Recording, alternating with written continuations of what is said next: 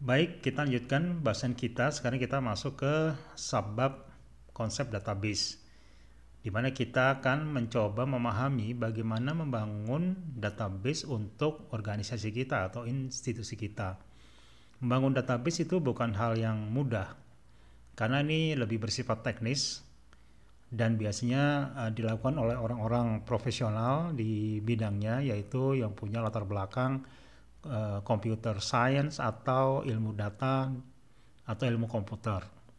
Tapi karena mata kuliah ini tidak hanya disampaikan oleh mahasiswa teknik komputer, tapi juga mahasiswa non teknik, jadi kita akan bahas ini lebih sederhana sehingga bisa difahami oleh semua dari berbagai program studi. Database adalah koleksi data yang terorganisasi sedemikian rupa sehingga dapat dengan mudah diakses, dikelola, dan diperbarui. Jadi itu fungsi database. Jadi dia adalah kumpulan data nih, yang punya struktur yang khusus sehingga mudah diakses, dicari, atau dikelola dan dimodifikasi.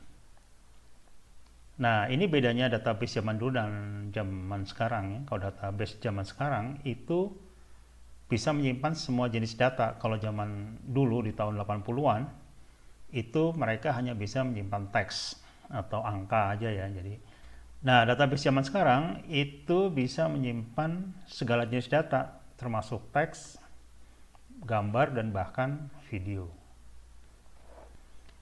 Sehingga konsep database ini memiliki peran penting dalam dunia teknologi informasi untuk menyimpan dan mengelola data secara efisien.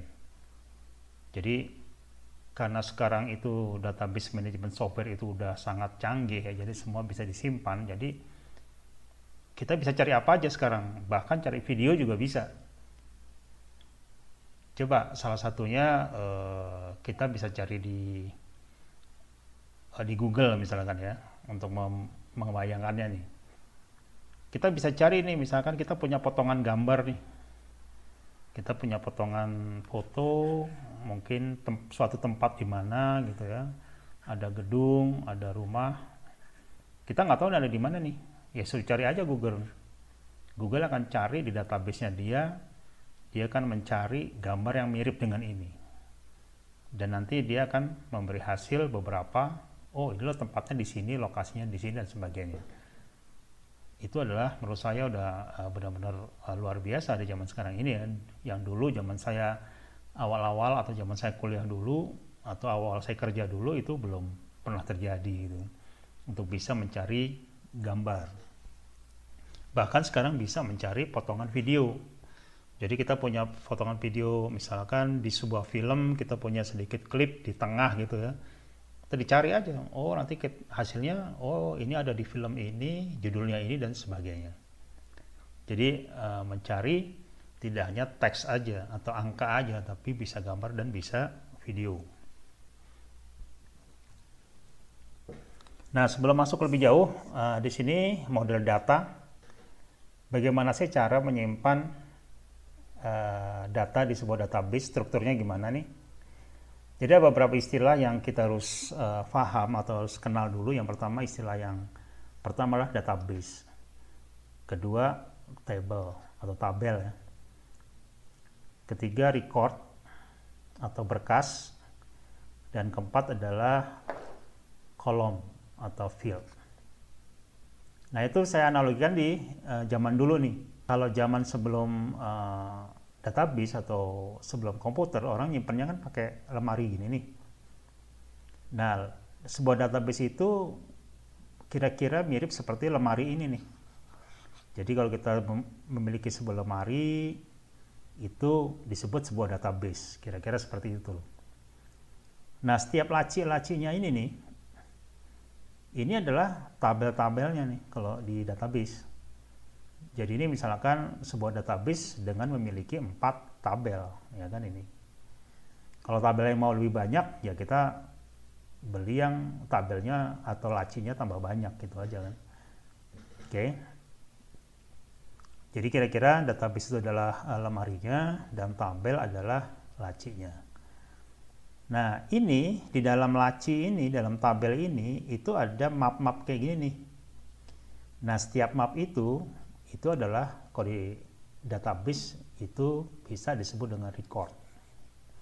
Jadi ini di sini misalkan ada banyak record ya, banyak berkas. Kita bisa bilang ini record 1, recordnya si A, recordnya si B, recordnya si C, atau record 1, record 2, record 3, dan seterusnya.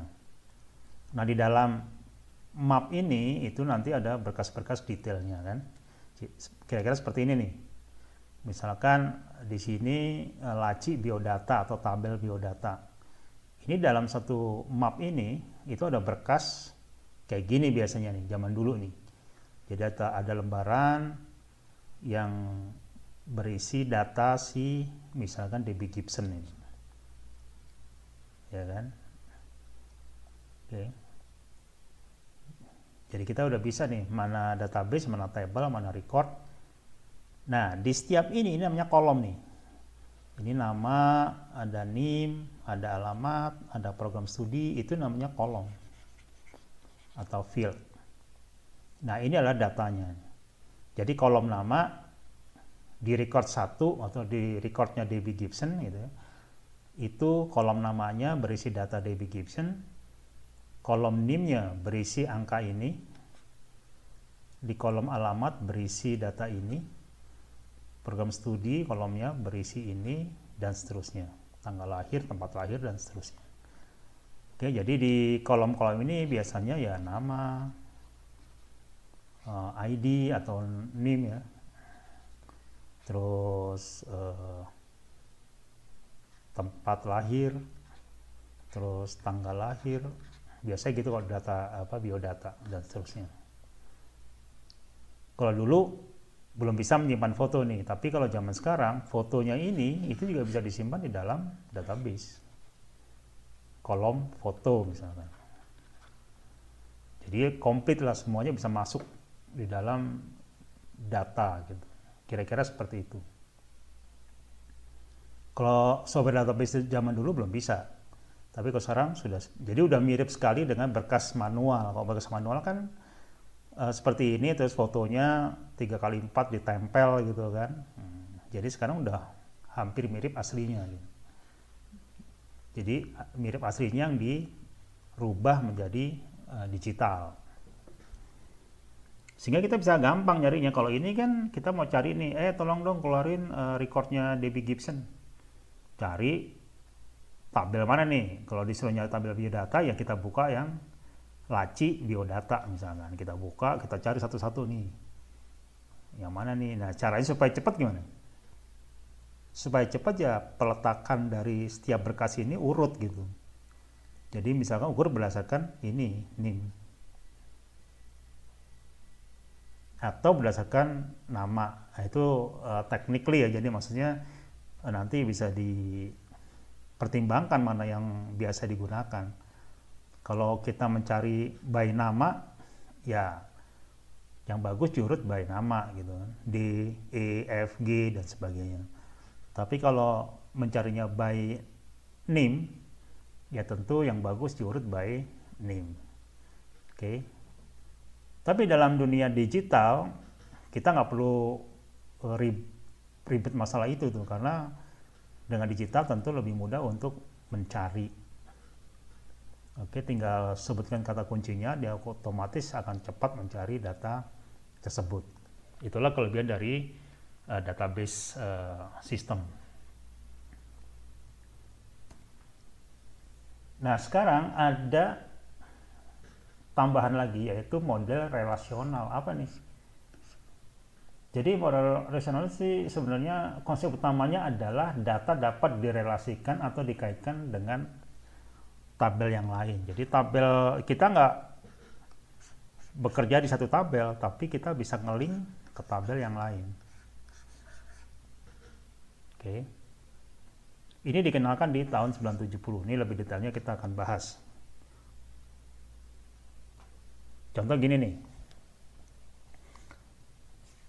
Ini kemarin udah kita bahas nih kan. Jadi penyimpanan data kalau pakai spreadsheet, pakai tabel kan kayaknya jadinya gini nih. Name, nama, email gitu kan. Ya, kita udah bahas nih di slide sebelumnya, di bahasan sebelumnya. Kemudian di tabel mata kuliah nih ada kode MK, ada nama MK, ada SKS. Nah di tabel nilai ini kan kelihatannya kayak gini nih. Ini ya sebenarnya tidak disarankan atau tidak boleh dalam dunia relasional. Nah di dalam relasional itu yang disimpan gini aja nih. Jadi cuma NIM, kode MK, dan nilai. Ini namanya relasional. Kenapa? Karena NIM ini relasi udah ke sini. Oke. Kemudian yang kode MK ini itu relasi ke sini. Nah, nilai ada di tabel nilai.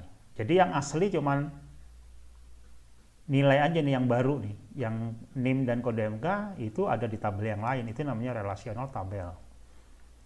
Jadi kita tidak perlu menyimpan nama lagi nih, nggak usah. Nama nggak usah. Nama MK juga nggak usah. SKS nggak usah. Kenapa? Nama udah ada di sini kan. Kemudian nama mata kuliah juga ada di sini. Jadi nggak usah ditulis lagi. Oke. Kenapa kok tidak tulis? Supaya tidak terjadi kayak gini nih. Ini ada tulisan matematik, ada tulisan math. Jadi nggak sama. Jadi inkonsistensi data namanya. Tapi kalau ngeling begini, itu kita tidak perlu menulis lagi, jadi nggak akan terjadi kesalahan. Jadi ini tujuannya meminimalisir kesalahan. Nama juga gitu nih. Kadang kalau kita bosan atau capek, kita tulisnya S Jobs gitu aja kan. Atau D Gibson, saking capeknya gitu. Kalau di sini nggak perlu kan. Jadi itulah disebut dengan relational tabel. Jadi tabelnya ngeling.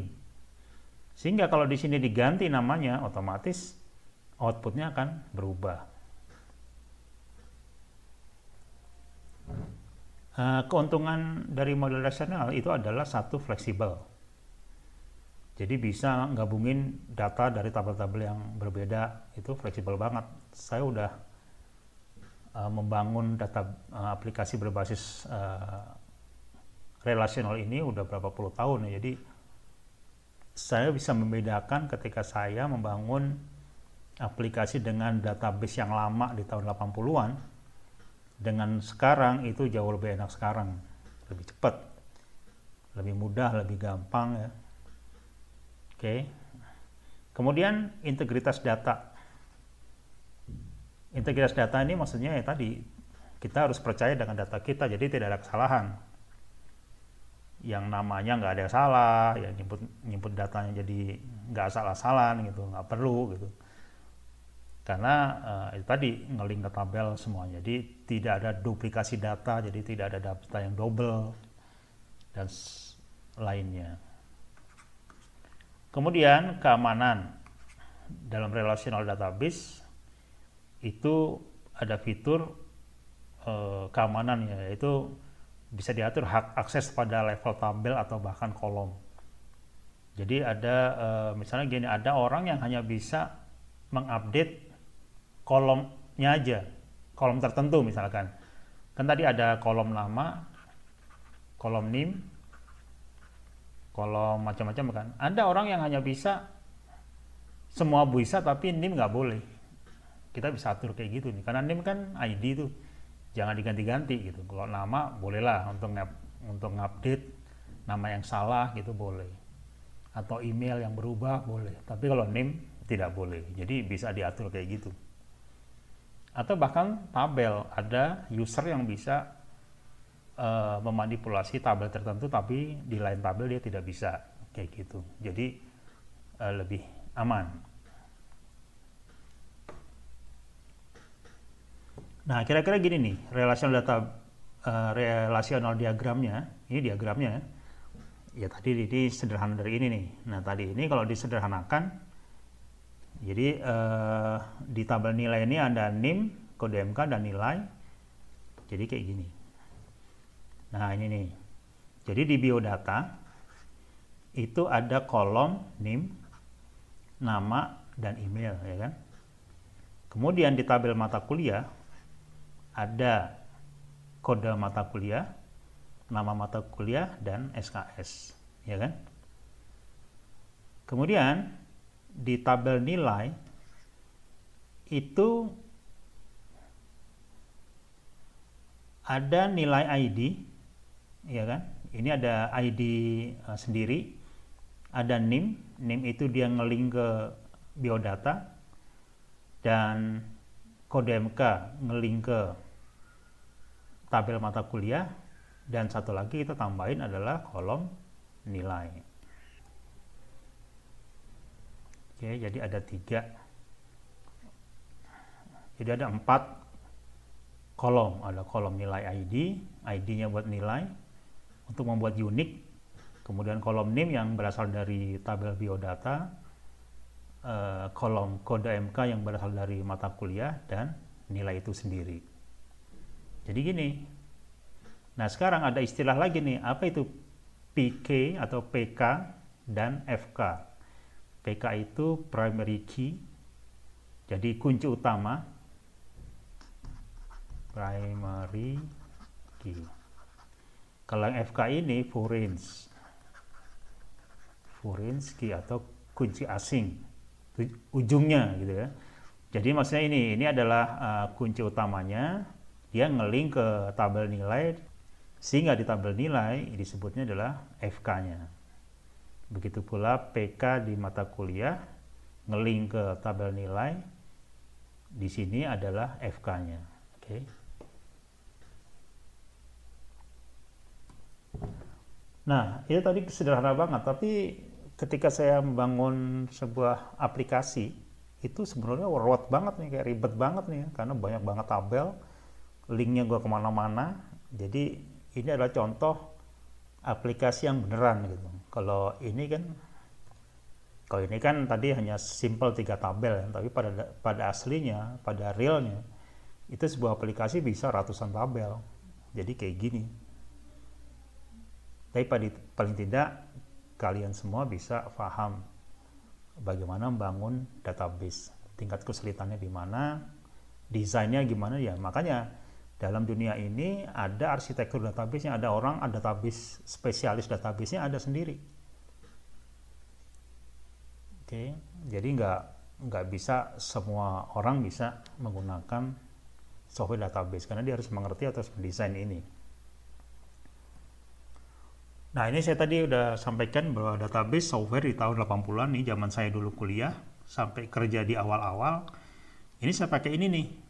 Ada namanya DBase, Clipper, Paradox, Foxbase. Ini adalah database software yang terkenal, yang populer di tahun-tahun ini nih. Nah, problemnya apa? Karena mereka itu beda produk ya. Jadi ada perusahaan sendiri buat database, ada perusahaan sendiri buat Clipper. Sehingga orang yang sebagai pengembang dengan database, misalkan dia menggunakan DBase ini, si programmer ini pakai DBase, dia pindah ke perusahaan yang lain, dia pakainya Foxbase atau Paradox. Nah, akhirnya apa? Dia belajar lagi, karena nggak bisa jalan begitu aja. Maksudnya ya beda produk ya beda gitu. Karena zaman dulu tidak ada standar. Paham ya? Jadi makanya orang spesialisnya apa nih? Oh, ini jago database DBase misalnya. Oh, ini orang ini spesialis Clipper, kayak gitu zaman dulu tuh. Sehingga mau pindah-pindah ya bisa, tapi belajar. Jadi satu orang tuh kalau mau sakti ya bisa semua gitu. Kadang lupa. Saya juga dulu beberapa bisa nih. Begitu saya dapat project menggunakan Foxbase, DBase-nya lupa gitu kan. Ganti lagi ada perusahaan pakai Clipper, DBase sama Foxbase-nya lupa gitu, karena beda. Oke. Nah, zaman sekarang ada sebuah standar untuk bisa mengoperasikan semuanya, yaitu sebuah bahasa yang disebut dengan SQL. Nah, di buku kan itu tentang SQL, dan teman-teman juga bahas tentang SQL itu apa. Jadi intinya seperti itu. Jadi SQL itu adalah sebuah bahasa database yang standar, singkatan dari Structured Query Language atau bahasa query yang terstruktur. Nah, produk-produk sekarang itu kayak MySQL, PostgreSQL, Oracle, SQL Server, SQLite itu menyediakan atau support SQL ini. Makanya di nama produknya itu biasanya ditampilin tuh ada SQL ya. Ada SQL itu maksudnya dia, oh produk saya ini support SQL gitu maksudnya. Nah contoh bahasanya itu maksudnya gini, bahasa untuk menginput datanya sama atau insert. Insert itu kan menambah data ya. Dan bahasa untuk mengupdate data juga sama. Bahasa untuk mendelete sebuah record juga sama. Bahasa untuk memilah atau mencari juga sama. Select itu untuk mencari, seleksi. Karena sama, jadi bisa kayak gini nih. Misalkan di sebuah perusahaan tuh ada server tertentu pakai MySQL. Di server ini pakai Postgre gitu ya. Di sini pakai SQL Server. Nah, ini pakai Oracle, bisa gitu. Dan mereka bisa saling update data juga gitu, karena bahasanya sama. Nah, kira-kira pemahamannya seperti itu. Atau misalkan gini, saya pakai MySQL nih sekarang, terus mau upgrade jadi pakai Postgre. Itu nggak banyak perubahan. Mungkin hitungan berapa waktu saja sudah bisa berubah gitu. Bahkan kalau kita developnya beneran, itu hitungan menit sudah bisa. Jadi MySQL rubah jadi Postgre misalkan. Tapi kalau zaman dulu, wah susah, harus coding ulang, harus ditulis ulang programnya karena beda satu dengan lainnya. Jadi kira-kira gitu, maksudnya SQL itu apa? Adalah sebuah bahasa standar untuk mengoperasikan database manajemen software itu. Baik, ini adalah penjelasan di subbab tentang model data.